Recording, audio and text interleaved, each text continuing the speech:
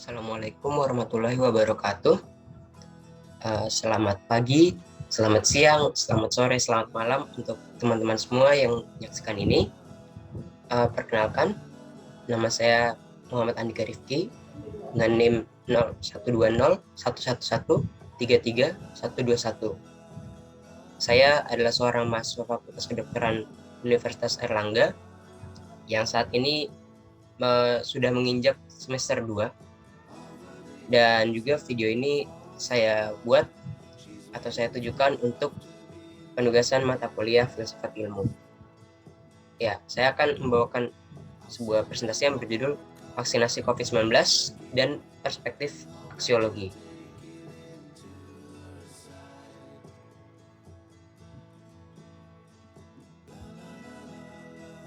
Ya, di antara teman-teman semua pasti sudah banyak yang mendengar, membaca, melihat, atau menonton berita-berita mengenai COVID-19 dan vaksinasinya di Indonesia. Ini saya tampilkan beberapa gambar dari beberapa berita online mengenai vaksin COVID-19, vaksinasi COVID-19 yang ada di Indonesia. Ya, kalau gitu yang pertama harus kita bahas mengenai COVID-19 itu sendiri. Ya, COVID-19 merupakan singkatan dari Coronavirus Disease 2019. Lalu, apa definisinya? Menurut WHO atau World Health Organization, COVID-19 or coronavirus disease is an infectious disease caused by a newly discovered coronavirus. Atau bisa diartikan juga, COVID-19 adalah sebuah penyakit infeksi yang disebabkan oleh coronavirus jenis baru. Lalu, menurut Kemenkes Republik Indonesia, COVID-19 adalah penyakit yang disebabkan oleh jenis coronavirus baru, yaitu SARS-CoV-2, yang dilaporkan pertama kali di Wuhan, Tiongkok pada tanggal 31 Desember 2019. Nah, jadi COVID-19 ini adalah sebuah penyakit baru, penyakit respiratori, atau penyakit di sistem pernapasan, yang dapat menimbulkan gangguan pernapasan mulai dari gejala yang kecil, jadi mirip flu, atau bisa sampai gejala yang parah, kayak pneumonia. Nah, COVID-19 ini pertama kali ditemukan di Wuhan, Provinsi Hubei, China.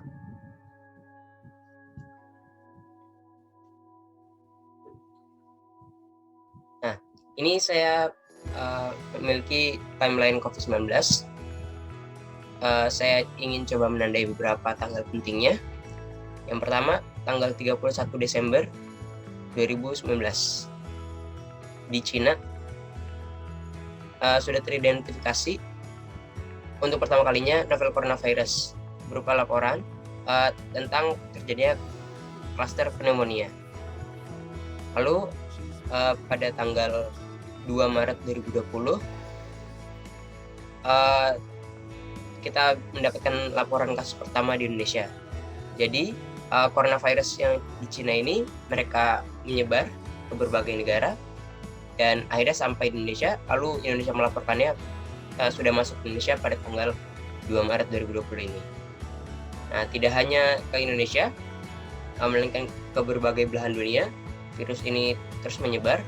Bahkan pada tanggal 11 Maret 2020, WHO menetapkan COVID-19 sebagai sebuah pandemi. Ya, dari sini bisa kita ketahui bahwa COVID-19 sudah menyebar sangat luas. Kemudian, berbagai negara juga berlomba-lomba untuk membuat vaksin untuk COVID-19 ini. Dan akhirnya beberapa negara sudah berhasil membuatnya. Dan Indonesia pun akhirnya berhasil untuk melakukan vaksinasi pertama di Indonesia itu pada tanggal 13 Januari 2021 dengan orang yang pertama kali divaksin adalah orang nomor 1 di Indonesia, yaitu Presiden Republik Indonesia Joko Widodo.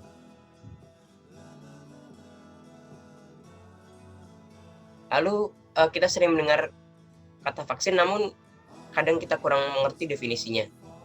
Jadi inilah definisi vaksin menurut Kemenkes RI. Kemenkes RI mendefinisikan vaksin sebagai produk biologi yang berisi antigen yang bila diberikan kepada seseorang akan menimbulkan kekebalan spesifik secara aktif terhadap penyakit tertentu. Jadi bisa kita katakan di sini bahwa vaksin bukan obat, melainkan dia hanya berupa antigen yang dimasukkan ke tubuh kita untuk menimbulkan antibodi dari tubuh kita terhadap penyakit tersebut. Jadi ini bukan obat ya teman-teman, perlu diingat lagi. Lalu apa saja sih manfaat vaksin?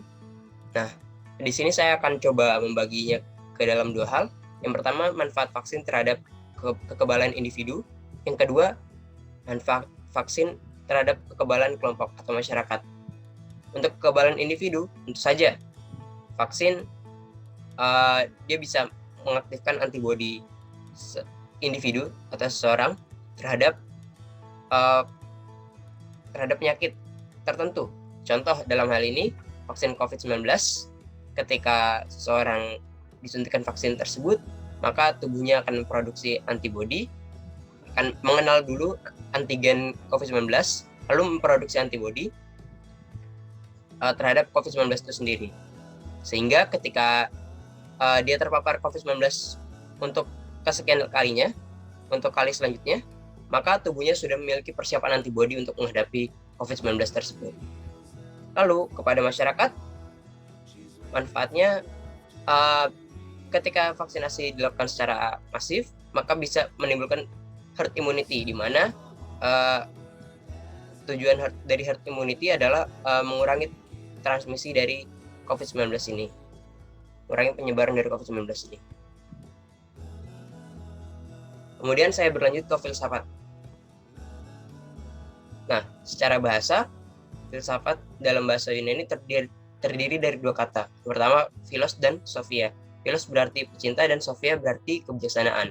Jika digabungkan, maka bisa diartikan sebagai cinta kebijaksanaan.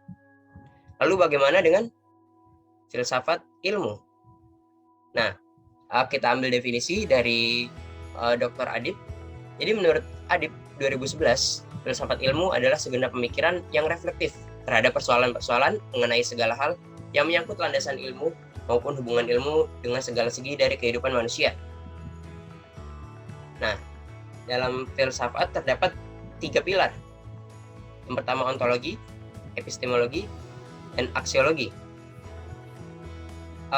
Pilar pertama yaitu ontologi, cabang filsafat yang mempelajari tentang hakikat suatu yang berwujud yang ada dengan berdasarkan pada logika semata.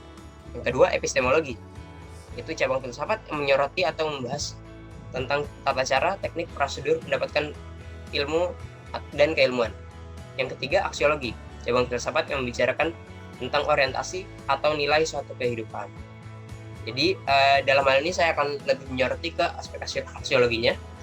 Jadi inti dari aksiologi tersebut adalah tentang kebermanfaatan suatu hal terhadap kualitas hidup manusia, terhadap kita sendiri. Jadi kita coba meninjau suatu hal dari manfaatnya untuk aksiologi ini. Nah, kembali lagi ke berita-berita yang tadi, kita dapat dilihat konteks dari berita ini mengenai vaksinasi. Jadi kalau berdasarkan yang sudah saya jelaskan sebelumnya, maka secara aksiologinya kita melihat manfaatnya, vaksin ini sangat bermanfaat bagi kehidupan manusia dan untuk meningkatkan kualitas hidup manusia. Kenapa? Karena tadi yang sudah saya jelaskan, karena dia untuk membentuk antibodi dalam tubuh terhadap penyakit tertentu. Lalu yang kedua, untuk masyarakatnya, dia bisa menurunkan transmisi COVID-19 dengan cara membentuk herd immunity. Nah, namun kita masih kembali lagi ke permasalahannya. Kita dapatkan permasalahan di mana laju vaksinasi COVID di Indonesia ini dinilai lambat. Nah, dalam hal ini kita mempunyai suatu permasalahan dan tidak ada salahnya jika kita mencari sebuah inovasi untuk mengatasi masalah tersebut. Kita mencari sebuah ide, gagasan yang menurut kita bisa bermanfaat untuk memperbaiki atau untuk mengatasi masalah tersebut. Ya, kita membutuhkan inovasi yang bisa memberikan manfaat atau meningkatkan kualitas hidup.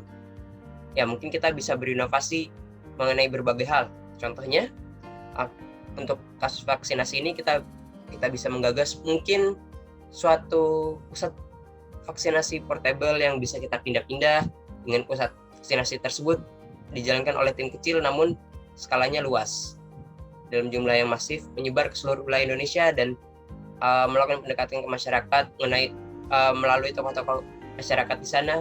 Siapa tahu itu bisa berhasil. Yang jelas menurut saya itu sudah termasuk inovasi.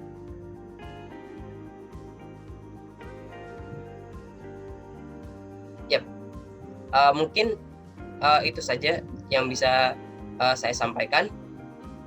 Saya ingin coba simpulkan lagi dari sisi aksiologi, di mana kita harus meninjau sesuatu dari kebermanfaatannya. Termasuk dalam ini saya ingin menjelaskan mengenai vaksinasi di Indonesia, yang mungkin kita harus mencari solusi berupa inovasi-inovasi atau gagasan atau ide dari kebermanfaatan ide tersebut. Sebagaimana tadi contoh yang telah saya sebutkan, misalnya pusat vaksinasi portable yang bisa dipindah kemana-mana, dilakukan dalam skala masif, dalam tim kecil, disebar ke seluruh wilayah Indonesia untuk mengatasi permasalahan geografis dan sosial. Yap, mungkin itu saja yang bisa saya sampaikan. Kurang lebihnya mohon maaf. Assalamualaikum warahmatullahi wabarakatuh.